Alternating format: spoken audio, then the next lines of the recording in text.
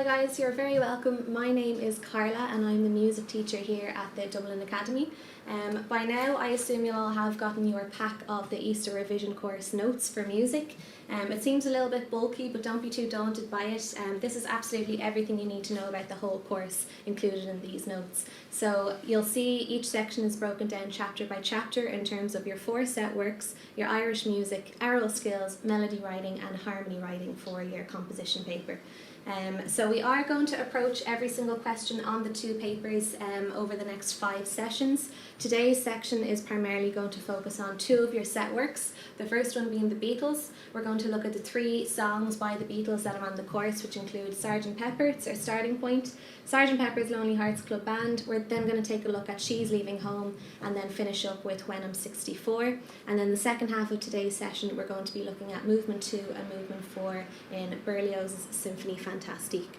So what I suggest you guys do at this point is have access to your Easter notes there in front of you. I'm going to be starting with the information that's on page 116 of your Easter notes, and if those of you who have a score would like to open it up on Sgt Pepper and have it there in front of you. We're all going to be at different stages here, some of us working from a score, some of us not working from a score. Some of you might have it marked and highlighted and very presentable and you're able to read through it. But at this point I do think it's important to stress that having a score and being able to dissect and read through the score doesn't necessarily put you at an advantage or put you at a disadvantage if you don't have it. I think some people are more visual learners and they prefer to work from a score and see what happens as it happens. But for those of you who don't have one, no problem whatsoever. Just have the notes there in front of you and make sure you are, I suppose, engaged with what we're going to be talking about, listening to the clip as it's being played. I'm going to try talk over the music as little as possible, but ultimately I think in order to guarantee a full understanding for you guys of each piece, what happens, how it happens, when it happens, we do need to dissect the piece and look at it in sections and be able to talk through and analyse what's happening in the music. So we're going to start with the Beatles. What I suggest you do is have 3 or 4 different coloured highlighters beside you throughout this whole session, as well as a pen or a pencil, just to mark anything that you feel particularly stands out to you. I do think it's important not just to look at this set of notes as a whole and feel as though you need to absorb absolutely everything that's on the page. That's not what this is about. We need to remember that in every question that we're going to be asked, it is an aural test. You are tested on your aural skills, not on your ability to learn information off. Of course, we do need to have a wide range of vocabulary. You'll see throughout the notes here there are vocabulary boxes and terminology that we need to get our heads around and start using in our answers as much as possible.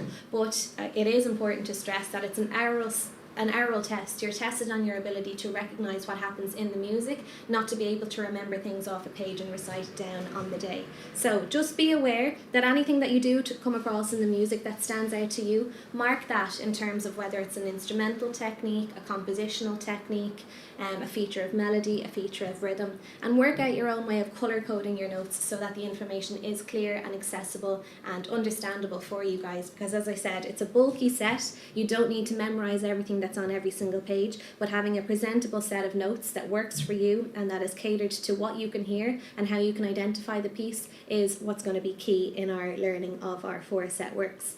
So we're going to start today with Sgt Pepper, the first song on the course by the Beatles. Over the past couple of years, the Beatles have come up as a question 1. Sgt Pepper hasn't come up as a question 1 for a while. It has been She's Leaving Home and When I'm 64. But remember, our question 1 in our listening paper is the heavily marked question. It's worth 25 marks, while question 2, 3 and 4, consisting of our other 3 set works, are only worth 10 marks. So we do need to be very mindful of the fact that whatever set work comes up as our question 1, that is going to be the one that's worth the most amount of marks. It's worth over double what the other remaining 3 set works are worth. So if we look at Sgt Pepper, what I want you guys to take away from this is ultimately what it is we're supposed to be able to recognise within the song and not have this cluster of information that we need to somehow absorb, because there are going to be so many different phrases and sections and sequences and terms and techniques that you'll come across in every single second of every set work. So I do think it's important to be able to stress what it is we need to focus on and be able to compartmentalise every style, every recording technique, every section of each song in a reasonable and approachable way without just looking back on it in a couple of weeks' time and feeling as though there's a jumble of words in our head. So what I want you guys to take from today is the fact that Sgt Pepper's Lonely Hearts Club Band is the first song that we're going to be looking at, which consists of sections, recording techniques. We need to know what style it is, we need to know what the influences were, we need to know what made this song and this type of music different from what preceded it before the Beatles became big.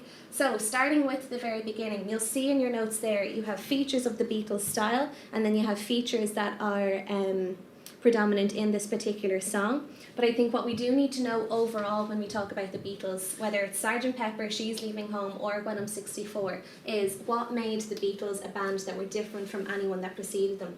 We need to know what influenced their music, and you can see there the influences. We can see that many genres of music, including country, classical, jazz and ballads, all influenced the Beatles to write the type of music that they did.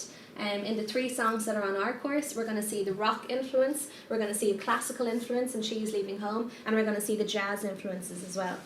The lyrics reflected the themes that were relevant in society during that era, so they very much sang about societal matters.